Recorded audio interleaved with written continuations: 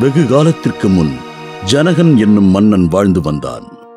அவன் விதேகா ராஜ்யத்தின் மிதிலை நகரை சீரும் சிறப்புடனும் ஆண்டு வந்தான்.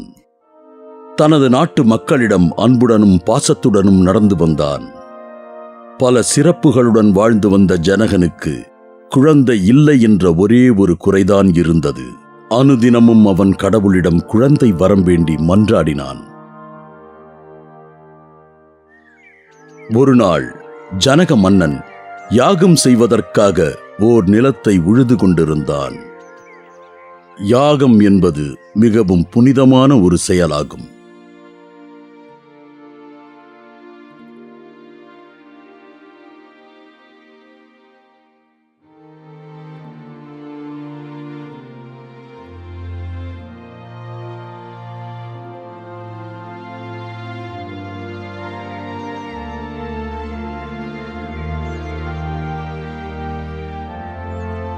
அவன் நிலத்தை உழுத பொழுது ஒரு தங்க பெட்டி கிடைத்தது. அந்த பெட்டிற்குள் ஒரு அழகிய பெண் குழந்தை இருந்ததைக் கண்டு ஜனக மன்னன் ஆனந்தமடைந்தான். அவன் உழுத நிலம் சீதை என்ற பெயர் பெற்றது. அதனால் அந்த குழந்தைக்கு சீதை என்று பெயர் வைத்தான். குழந்தையின் வருகைக்கு பிறகு மன்னனுக்கு அதிர்ஷ்டம் மேல் அதிர்ஷ்டம் அடித்தது. பிறகு அவரது மனைவிக்கு ஓர் பெண் குழந்தை பிறந்தது.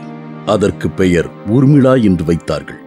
அவர்கள் குழந்தைகள் மேல் பாசமும் அன்பும் வைத்து வளர்த்தார்கள். சிறந்த கல்வியை அவர்களுக்கு கற்றுக் கொடுத்தார்கள். அழகிய அந்த இரண்டு பெண்களும் நாளொரு மேனி பொழுதொரு வண்ணமாக வளர்ந்தார்கள். அன்பு, பாசம், வீரம் போன்ற அனைத்து குணங்களையும் பெற்று சிறந்த இளவரசிகளாக விளங்கினார்கள். ஒருமுறை பரசுராமர் ஜனக மன்னரை காண வந்தார். அவர் தன்னுடன் ஓர் வில்லினை எடுத்து வந்தார். அதை அரண்மனை வாயிலில் வைத்துவிட்டு அவர் மட்டும் உள்ளே சென்றார். அந்த வில்லினை கண்ட சீதா அதனிடம் சென்று அதை எடுத்து விளையாட ஆரம்பித்தாள். ஜனக மன்னரே, பார்த்தீர்களா உங்கள் பெண்ணை? சாதாரண மானிடர்களால் இந்த வில்லை தூக்க முடியாது.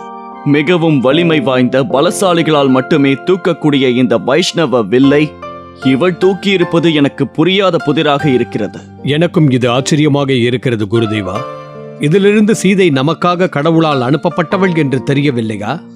ஜனகரே, ஒரு நேர்மையான மிகச் சிறந்த உன்னதமான ஒருவரால் மட்டும்தான் இவளை மணக்க முடியும். இவள் வளர்ந்த பிறகு இவளுக்கு பொருத்தமான ஒரு வரனை கண்டுபிடித்து மனம் செய்து வையுங்கள்.